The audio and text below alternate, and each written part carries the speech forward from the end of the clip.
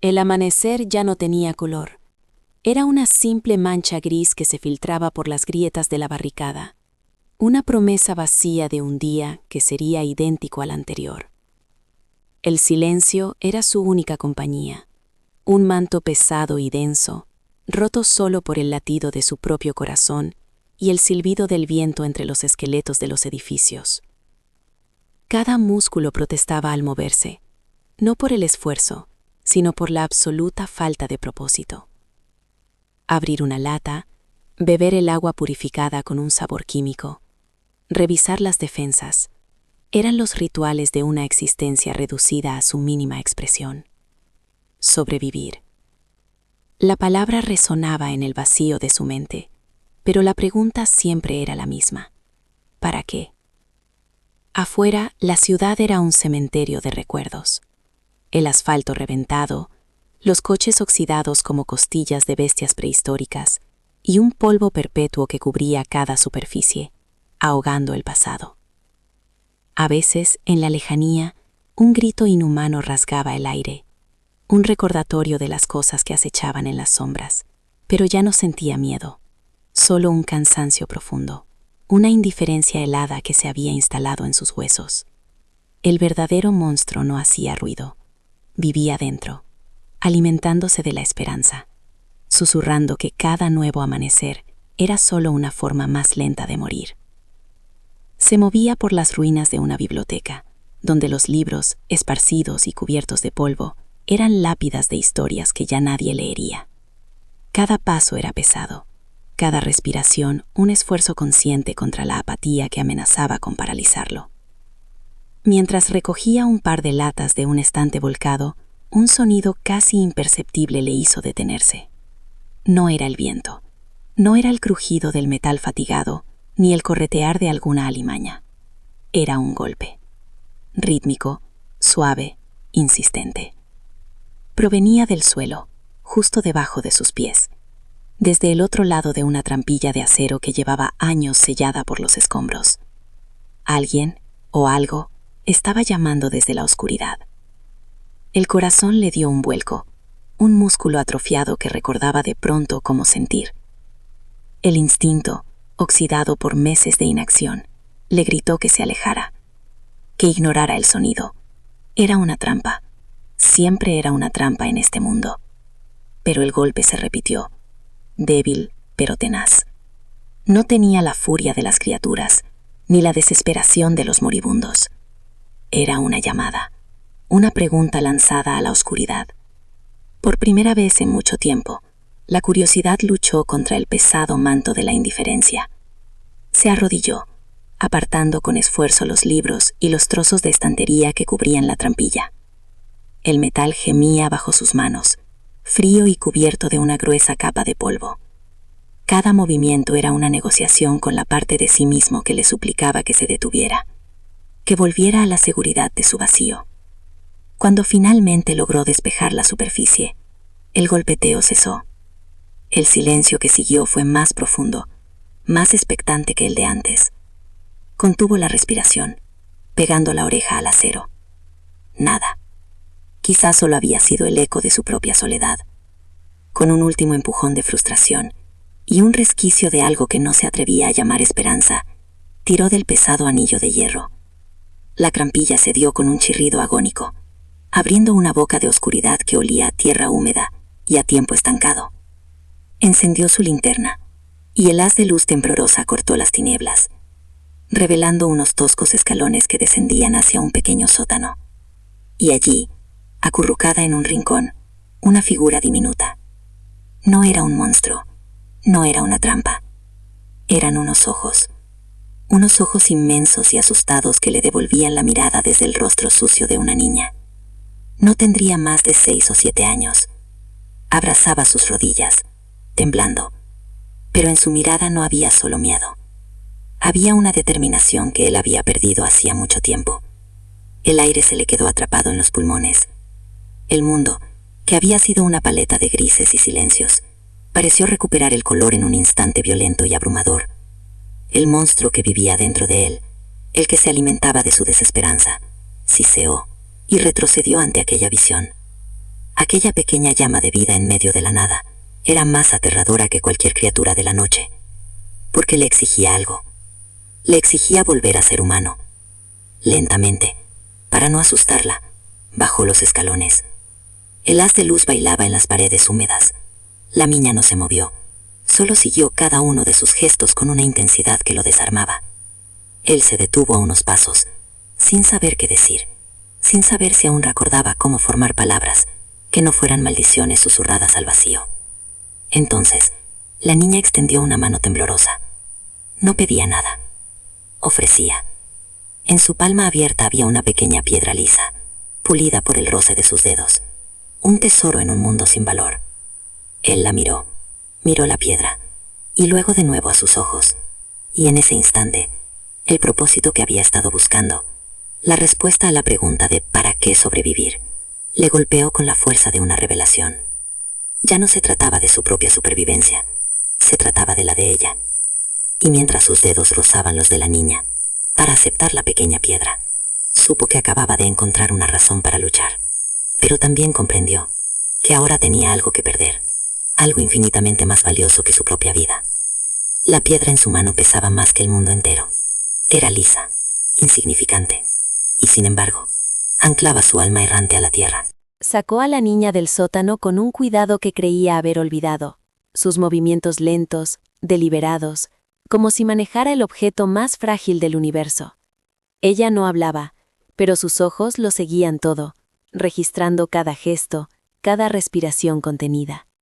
Él la instaló en el rincón más seguro de su refugio, lejos de las grietas por las que se colaba el viento y la desolación. Por primera vez, la barricada no parecía una tumba, sino un escudo.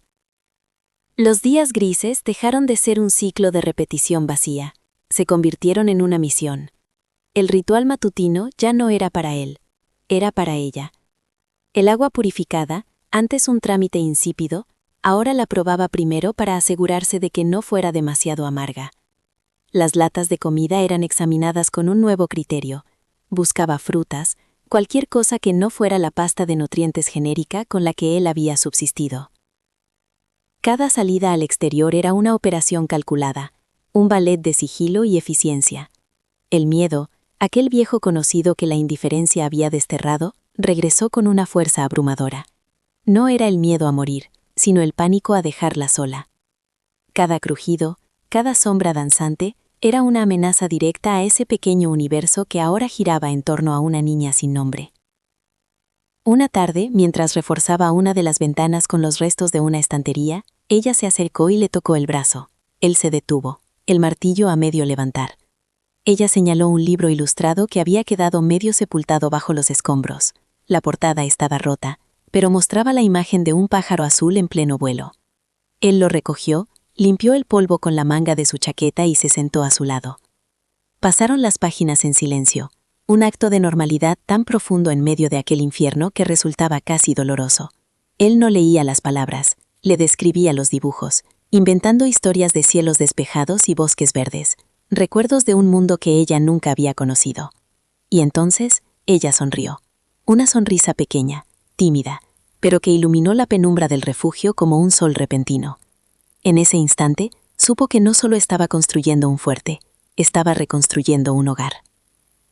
Las semanas se transformaron en un propósito tangible.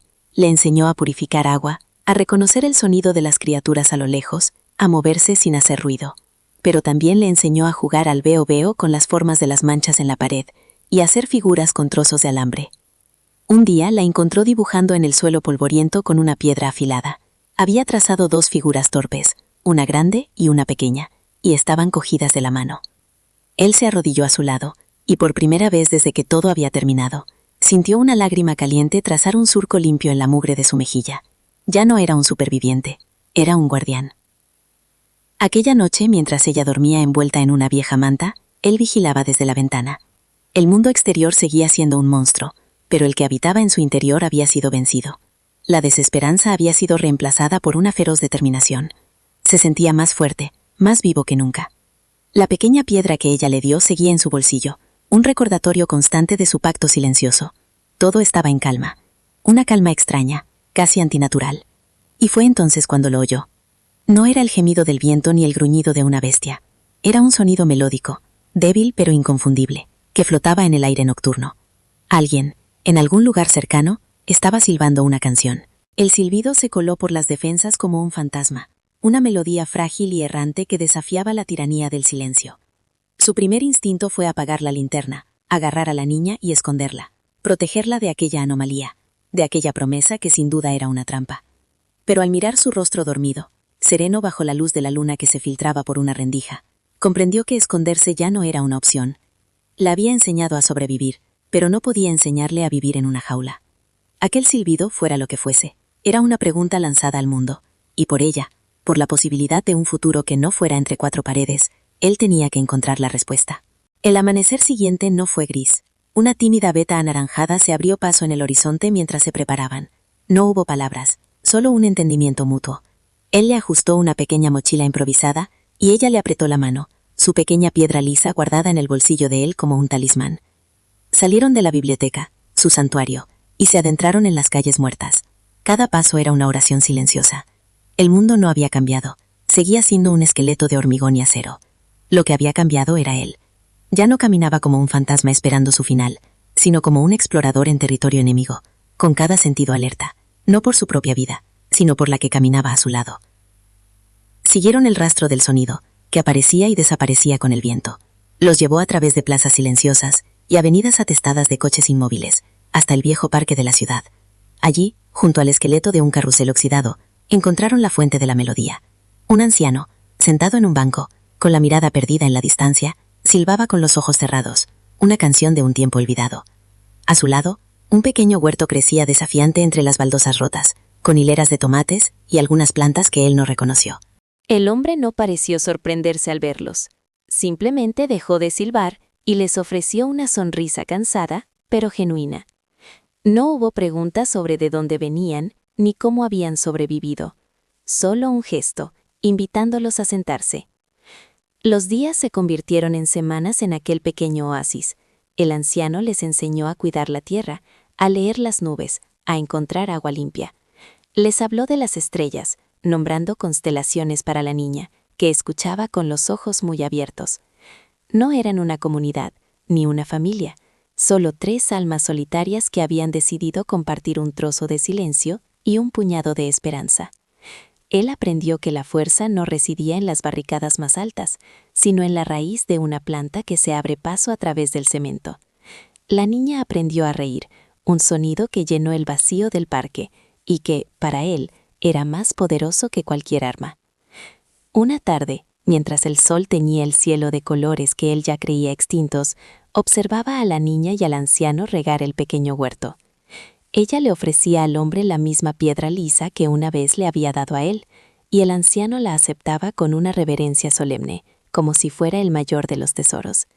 Y en ese momento lo entendió todo. La batalla nunca había sido contra las criaturas que se arrastraban en la oscuridad. Nunca se había tratado de sobrevivir un día más. La verdadera lucha era contra el vacío, contra la creencia de que todo estaba perdido. No había conquistado el mundo, ni lo había salvado. Había conquistado el desierto de su propia alma. El mundo no se reconstruye con muros y armas, sino con un gesto, con una piedra ofrecida en la palma de una mano, con una canción silbada a la nada, con la decisión de creer que incluso después del fin puede existir un comienzo. No sabemos si sobrevivirán al próximo invierno, o si otros vendrán, o qué nuevos monstruos traerá el mañana, pero eso ya no importa, porque la humanidad no es el recuerdo de la civilización que perdimos, es la llama que encendemos en el otro, un pequeño acto de fe que se niega a extinguirse en la más profunda de las oscuridades, demostrando que para volver a empezar, a veces, solo se necesita encontrar una razón para volver a mirar el amanecer.